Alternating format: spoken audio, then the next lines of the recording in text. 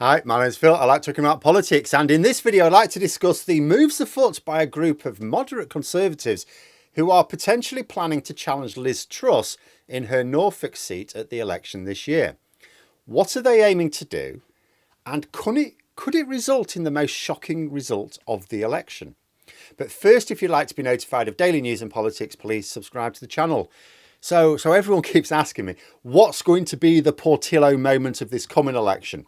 This is in reference to Michael Portillo, who was a senior member of John Major's government, who in 1997 lost his seat to Labour unexpectedly and potentially changed the course of the Conservative Party because he was believed to be in with a good chance of replacing Major as leader. Obviously, that couldn't happen because he was no longer an MP. So basically, a Portillo moment, to really be a Portillo moment, it can't just be a big name that loses. That's not enough. It has to be unexpected and impactful. As a result, it's hard to identify any obvious Portillo moments at the moment because if we expect them, it's not a Portillo moment. Rishi Sunak losing his seat would qualify. It's a safe seat. And as leader of the party, it would force the Conservatives to hastily choose an interim leader to act as leader of the opposition when Parliament convenes after the election. But it is also a seat where he could actually lose it.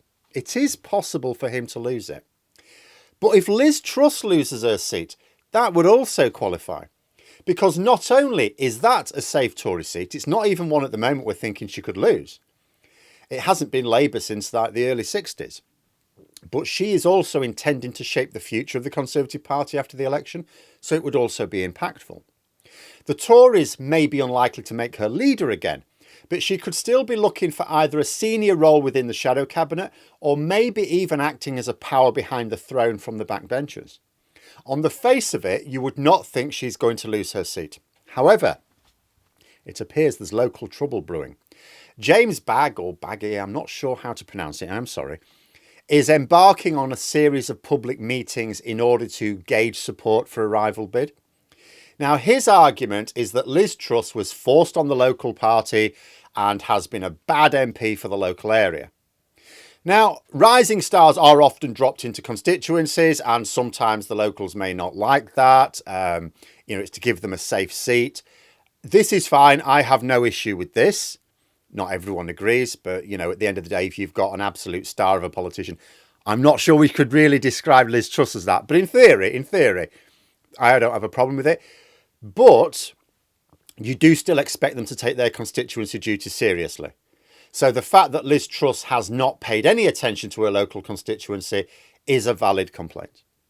And this group of former Conservative Party members, because they, according to the report, resigned in 2009, when which was forced upon them. They've been against Truss being the candidate from the start. They're not happy about her. They particularly weren't happy, according to this report, that it was concealed from them she'd had an affair with a married Tory MP. So they're gearing up for a challenge to her. Now, I'm not sure whether the reason for the challenge this year is because they've just had enough of the damage she's causing, or whether it's because this election gives them their best shot. There are a number of general factors going their way. The first, of course, is that Liz Truss is about as popular as cholera. It's difficult to imagine that she remains personally popular even in a safe Tory seat. She will attract a lot of votes because she is the Conservative candidate. It's the classic case of put a blue rosette on a donkey and people there will vote for it. There's a second factor as well, although I'm not sure if these local Conservatives will see it as an advantage or a disadvantage. So 2024 is going to be a very different election for the Tories in that the right-wing vote is going to be badly split. This year we'll see an election where the Tories face the same problems with first past the post that Labour have for decades. In fact, this could be the election where the Tories get a proportion of Westminster seats which is significantly lower than their share of the vote. An election where they would actually benefit from proportional representation. And I don't know if this rebel group, known locally as the Turnip Taliban, although that's not a title they've given themselves, I'm not sure whether they will see this as an advantage or a disadvantage. For example, if this group, through these public meetings, feel that they can get enough local support from Conservative voters in the area to feature strongly in the election. Will they go ahead even if it means Labour or the Liberal Democrats potentially winning as a result of that vote splitting? Because right now, this is not a target seat for either party. But if there was a belief that the Conservative vote was going to be split enough ways to make a tactical vote viable, and as long as the local Labour and Lib Dem groups could agree with one another as to who that tactical vote should be, then you've got a Portillo moment in the making. The question is, would these turnip Taliban see that as a good outcome? Are they only willing to take Truss on if they think they can win themselves? In other words, if they're still going to have a Conservative MP? Or will they see advantage in the seat being taken by Labour or the Lib Dems? Because there is potential advantage if they are minded.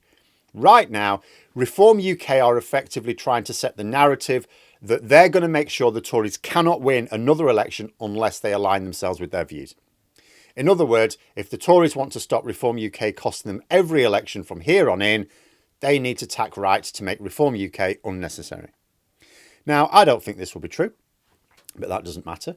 It's what the Conservatives believe is true. Well, would moderate groups of Conservatives at a local level be prepared to do the same thing? Could this turnip Taliban be part of a movement of Conservatives with a small c that say, look, you're not going to appease the far right because we will stop that working? You know, are they going to show that it's possible to fight back against the far right? And even if it doesn't spark a wider movement, Liz Truss is a key figure in attempting to move the Conservative Party further to the right anyway. Taking her out might help their cause even if there's no wider impact from the move, because it removes a leader from the far right of the Conservative Parliamentary Party. Because being clear, if this group did have enough local support to garner even a few thousand votes, then the scene could absolutely be set for Truss to lose her seat. Consider the major factors which will be at play. Two major ones as far as I can see.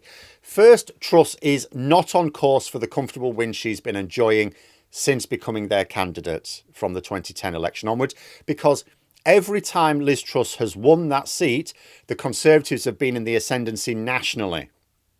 This is going to be more like 1997 when Labour were the emerging power. Second factor, so back in 97, the Conservatives still won it fairly comfortably, although it was not as comfortable as recently. There was no UKIP or Reform UK then. There was the Referendum Party, but they only won a few thousand votes. They were not a major force. But in 2024, Reform UK have a huge public profile. They've got the infrastructure. They have the capacity to make major inroads into the right-wing vote in a seat like this.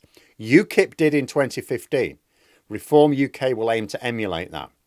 Only this time, Labour and the Lib Dems are more appealing to the general public. In 2015, they were both, persona non grata. A well-supported independent Conservative group absolutely has the power to make this constituency a major battleground. The right-wing vote could be split four ways, between the Turnips, Truss, Reform UK and the Lib Dems, with the left-wing vote only split between Labour, the Greens and the Lib Dems.